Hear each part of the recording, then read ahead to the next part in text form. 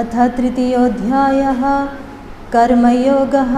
अर्जुन उवाच जायसि चेत् कर्मणस्ते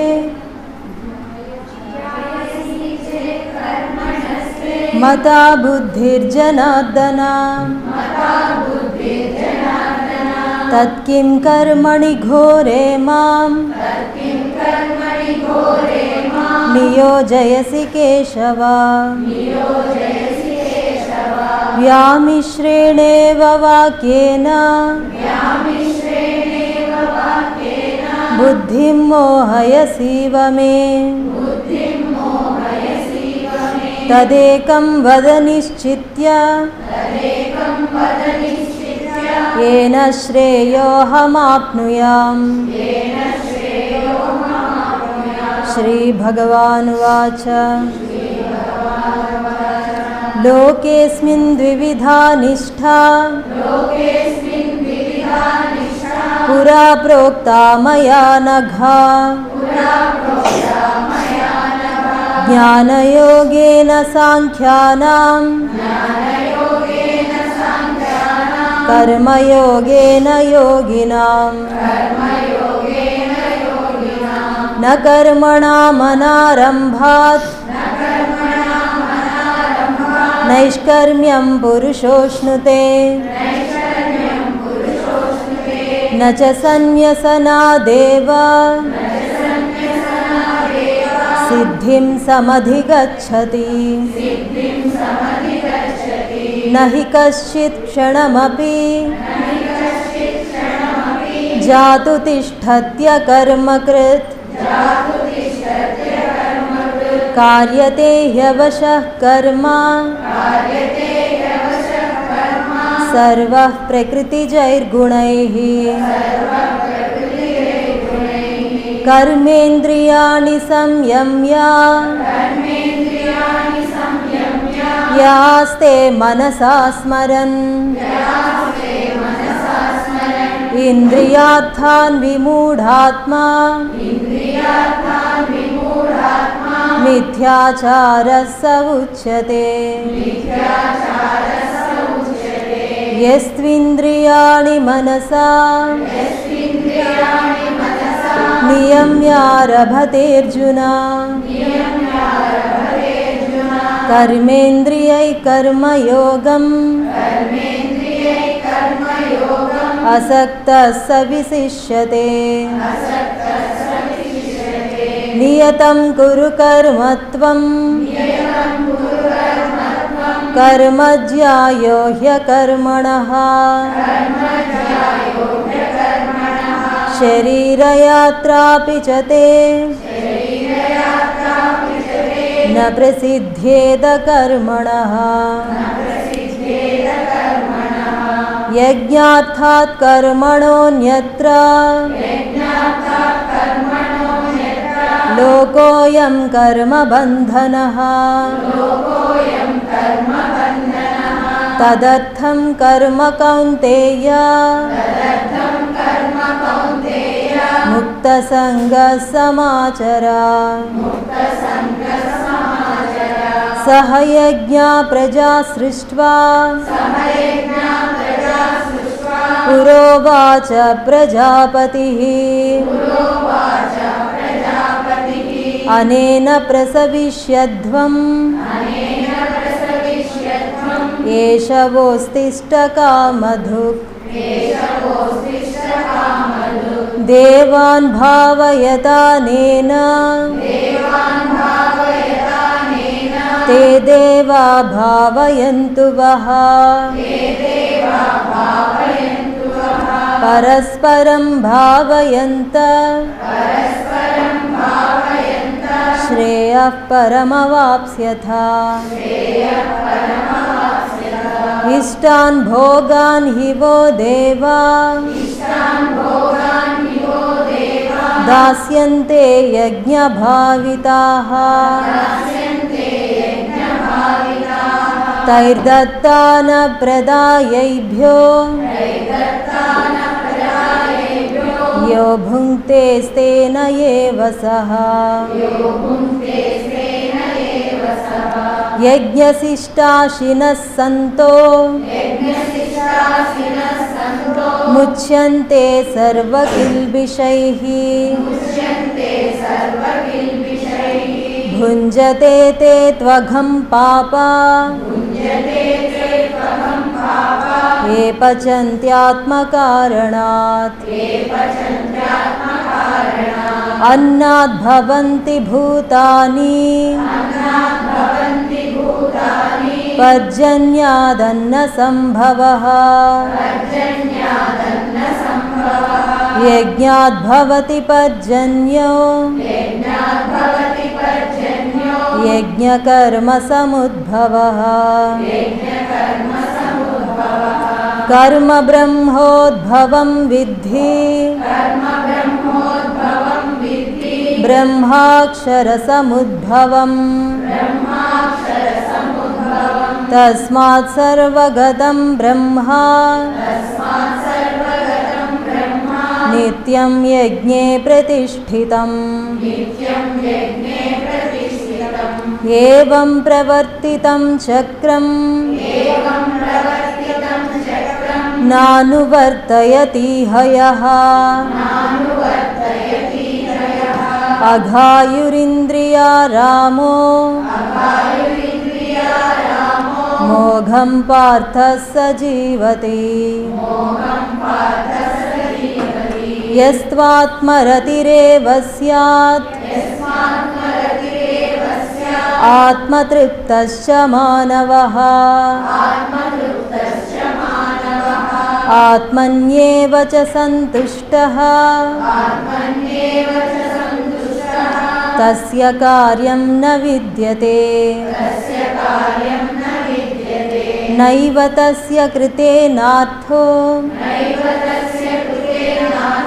नाकृते नेह कश्चन न चास्य सर्वभूतेषु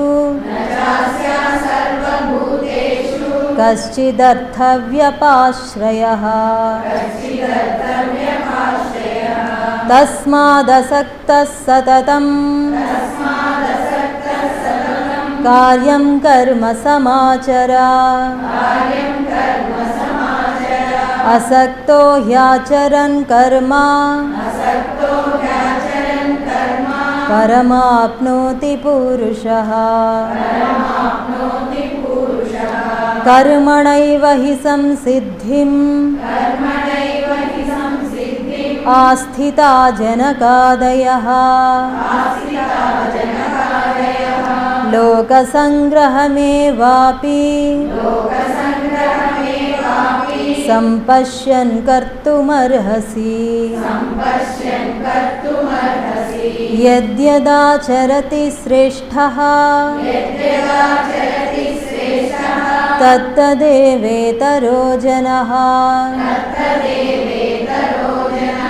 स यत्प्रमाणं कुरुते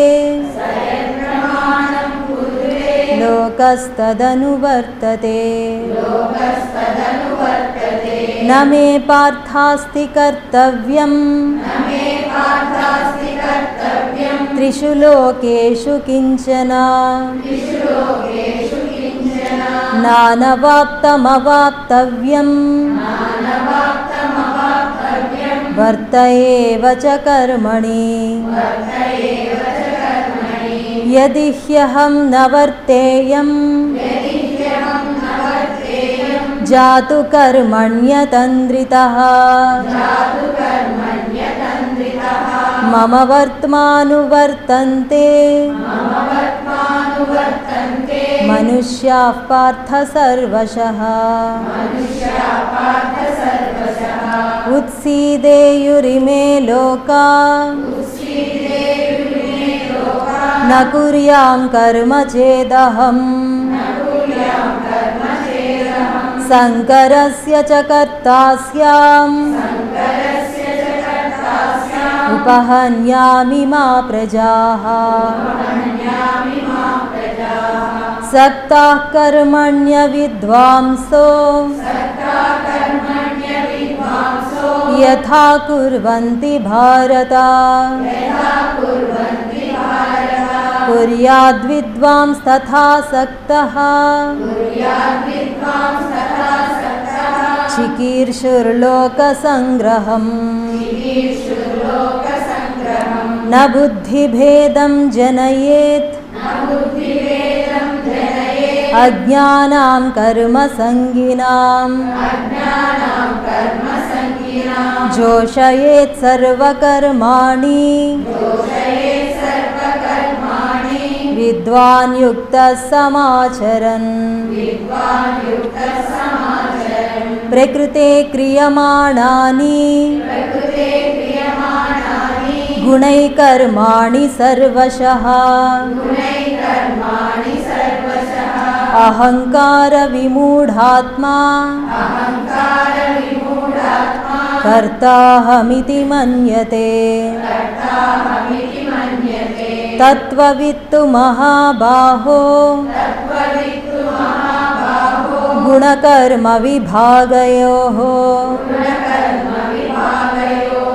गुणागुणेषु वर्तन्त इति मत्वा न सज्जते प्रकृतेर्गुणसम्मूढाः सज्जन्ते गुणकर्मसु तान् कृत्स्नविदो मन्दान् कृत्स्नविन्न विचालयेत् मयि सर्वाणि कर्माणि सन्न्यस्याध्यात्मचेतसा निराशीर्निर्ममो भूत्वा युध्यस्व विगतज्वरः ये मे मतमिदं नित्यम् अनुतिष्ठन्ति मानवाः श्रद्धावन्तो अनसूयन्तो मुच्यन्ते तेऽपि कर्मभिः ये त्वेतदभ्यसूयन्तो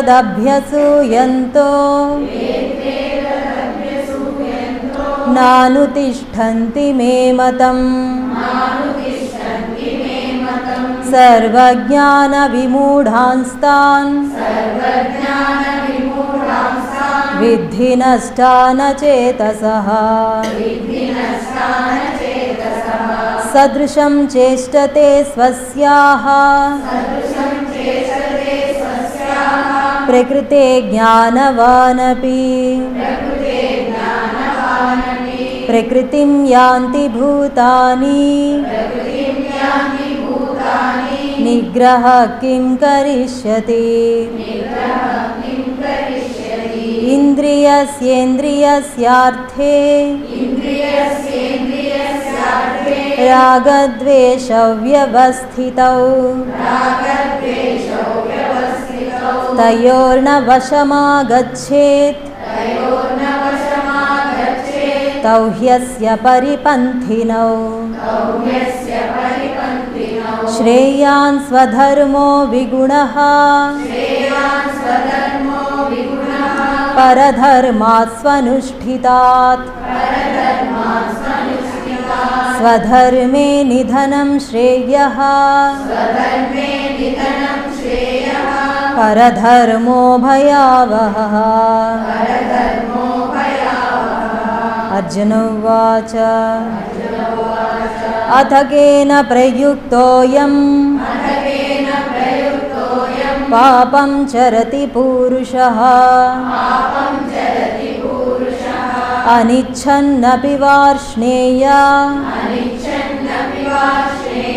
बलादिव नियोजितः श्रीभगवानुवाच काम एष क्रोध एष रजो गुणसमुद्भवः महाशनो महापाप्मा विद्येनमिह वैरिणम् धूमेनाव्रियते वह्निः यथादर्शो मलेन च यथोल्बेनावृतो गर्भः तथा तेनेदमावृतम् आवृतं ज्ञानमेतेन ज्ञानिनो नित्यवैरिणा कामरूपेण कौन्तेय दुष्पूरेणानलेन च इन्द्रियाणि मनोबुद्धिः अस्याधिष्ठानमुच्यते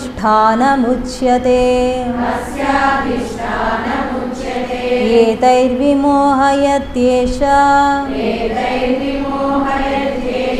ज्ञानमावृत्य देहिनम् तस्मात् त्वमिन्द्रियाण्यादौ नियम्य भरतर्षभ पाप्मानं प्रजहीह्येनं ज्ञानविज्ञाननाशनम् इन्द्रियाणि पराण्याहुः